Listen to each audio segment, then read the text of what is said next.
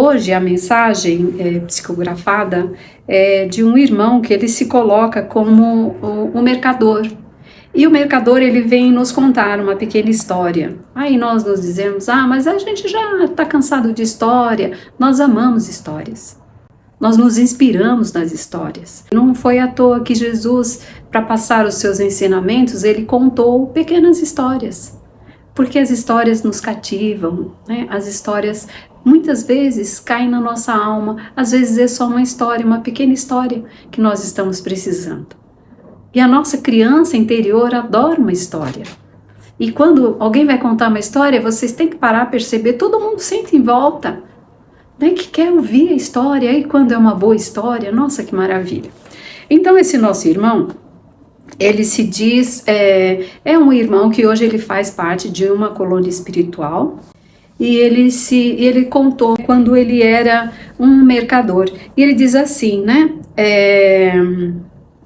que ele viajou por muitas cidades daquele tempo. Quando ele fala daquele tempo, era o tempo de Jesus, né? E ele falou assim, hoje ele faz parte desta companhia formada por irmãos iluminados, né? Que naqueles tempos conviveram juntos, no mesmo tempo, numa mesma época.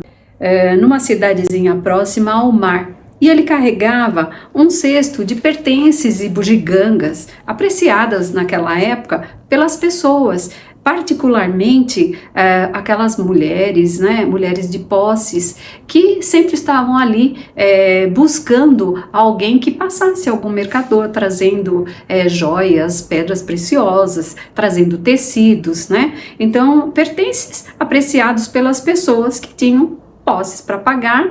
E como quando ele vinha, sempre ele dizia assim, fomentava-se a minha presença ali nos arredores, muito barulho, então juntava muita gente. Nossa, hoje vem o mercador, né? Então juntava uma pequena multidão para apreciação, e principalmente ele diz assim, belas donzelas à procura de adornos de cabelos e vestidos. E que nesse inteirinho ocorreu o que ele jamais poderia imaginar, ou que pudesse fazer parte de algum dia da vida dele. Aí ele diz assim, aproximou-se de mim uma pequena criatura, estatura de criança, rechonchudo, paramentado, como hoje chamaríamos de um cigano, com grandes brincos nas orelhas, colares, pulseiras nos braços, que essas coisas eram pouco usadas pelos homens daquela época. Ele se assemelhava ao que os atores que nós chamamos hoje, atores do teatro mambembe. Ele era parrudo, tinha calças frouxas, e ele diz assim, que era de uma delicadeza sem igual, como ele nunca tinha visto nada semelhante em todas as suas peregrinações. E esta criatura, né, esta pessoa, estava à procura de algo que pudesse lhe agradar. Afeiçoou-se de pronto por um belo colar, que me pareceu não servir aos propósitos do seu uso pessoal.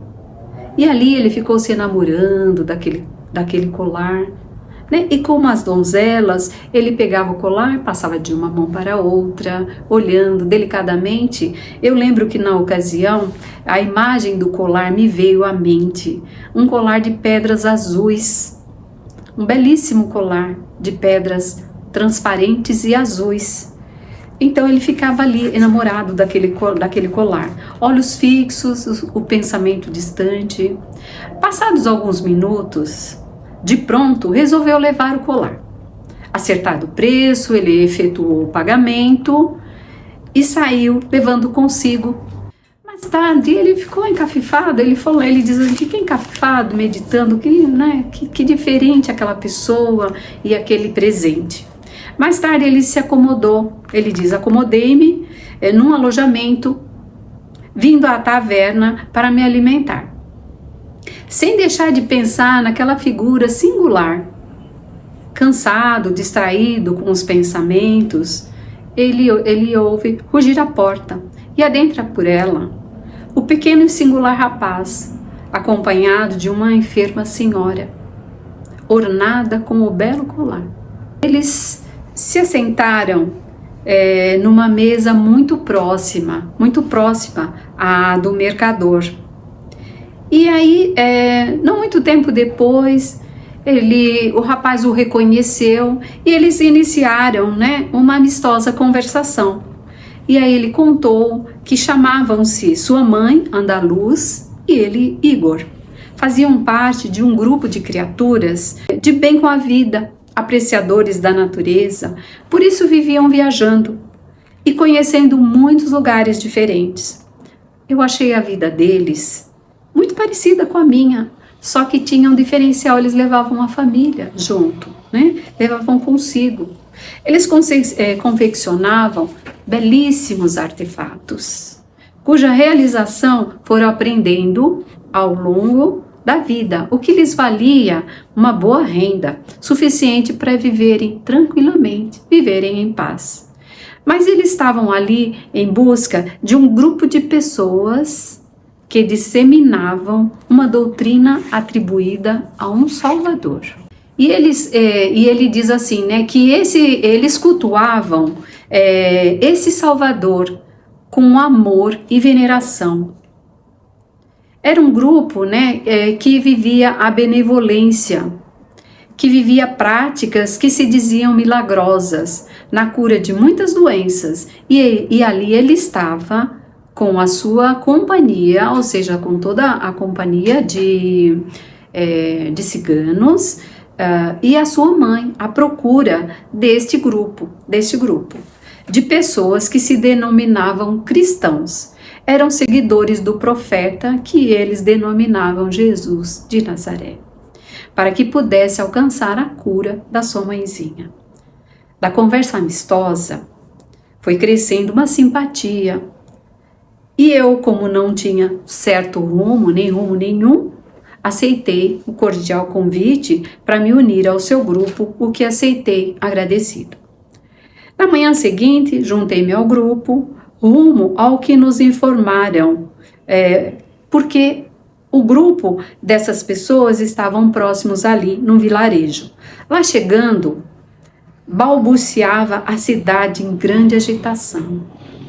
Companhias de soldados montados a cavalo à procura dos últimos acusados. Até então, não sabíamos que culpa lhes era imputada e tampouco sabíamos quem eram os acusados.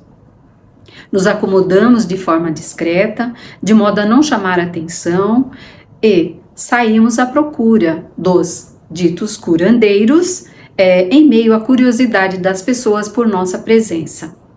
Fomos informados que os irmãos cristãos, assim chamados, estavam sendo perseguidos e condenados por suas práticas, mas que todos ainda não haviam sido encontrados.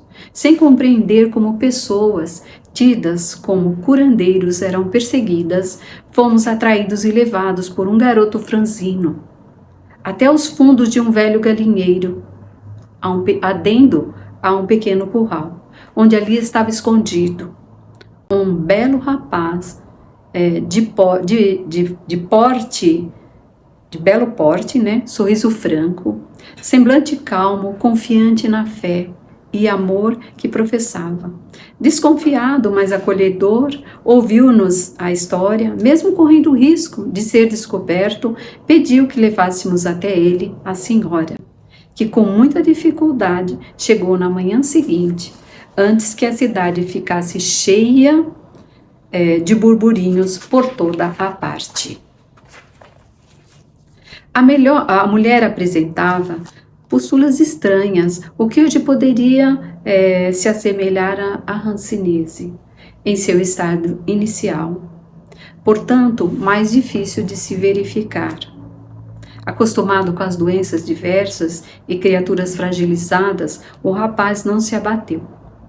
Silenciou, introspectivo, hoje diríamos em transe, após sentida oração ao nosso Mestre Jesus, a quem chamou profundamente, amorosamente de Mestre Divino. Impôs a mão sobre sua cabeça e a mim, homem do mundo, que só visava pequenos lucros, parcos de minhas vendas, vi com estes olhos, raios luminosos a saírem irradiarem de suas mãos e entrarem lá pelo alto da cabeça da mulher, que aos poucos tomava um tom rosado vivo. Passados mais algum tempo, disse ele, podes ir, ó mestre, Jesus te curou. E apresentando o corpo limpo das pústulas, se jogou ao chão para beijar os pés do jovem, que se afastou e disse, eu não te curei, o mestre te curou. E aquela mulher em lágrimas perguntou, quem é seu mestre? Quero conhecê-lo, quero segui-lo. Assim ali permanecemos, horas, ouvindo daquele jovem de fala eloquente a história de Jesus de Nazaré, que mudou nossas vidas e nossa forma de pensar. Pois a partir de então, nunca deixamos de buscar-lhes os santos ensinamentos, pelos quais passamos a pautar nossas vidas e além delas. Até hoje somos amigos e afins, e também fazemos parte do grupo dos irmãos da colônia Cruz de Cristal. Essa colônia teria sido fundada por um grupo que viveu no tempo de Jesus e do qual ele fazia parte. Pouco depois, nosso benfeitor foi encontrado, condenado, cujo nome não nos foi permitido ainda revelar. E ele diz assim que eu conhecia, ele falou assim, você já conhece, porque quando ele diz conhece é porque ele já tinha me dito que eles são todos partes da mesma colônia, dessa colônia a Cruz de Cristal, né? E ele diz assim, aqui estamos juntos, eu, o mercador e meu amigo, e o meu amigo Igor, trazendo por autorização de nossos irmãos maiores a nossa história. Aí ele diz assim, parte dela. Então, essa história seria parte da história de um grupo que viveu no tempo de Jesus, depois que Jesus morreu, que foram perseguidos, foram presos e foram sacrificados. E hoje eles têm essa colônia, né, que eles denominam a colônia da Cruz de Cristal. E assim, gente, termina a nossa história, uma história inspiradora, uma história que cala bem no fundo do nosso coração, mas uma história de fé, né, de força, de coragem. Às vezes nós pensamos, nós não seríamos capazes de fazer o que os cristãos dos primeiros tempos fizeram, tendo essa força, tendo essa garra, tendo essa essência, essa fé tamanha, mas nós temos que ter a nossa força, nós temos que ter no nosso dia a dia aquela frase, não desista, siga em frente, mesmo que a coisa fique difícil. Nós sabemos, os tempos são difíceis, mas não desista. Um dia tá mais ou menos, o dia tá bem ruim, mas um outro dia tá muito bom. Vamos nos apegar a esse dia que é bom, vamos ser luz, vamos cantar, vamos dançar, vamos disseminar aquilo que vai de melhor na nossa alma. Tá bom? Então, gente, o barulho é normal, porque aqui é vida real, e eu deixo um abraço amoroso no coração de vocês, aquele abraço quentinho que aquece o coração.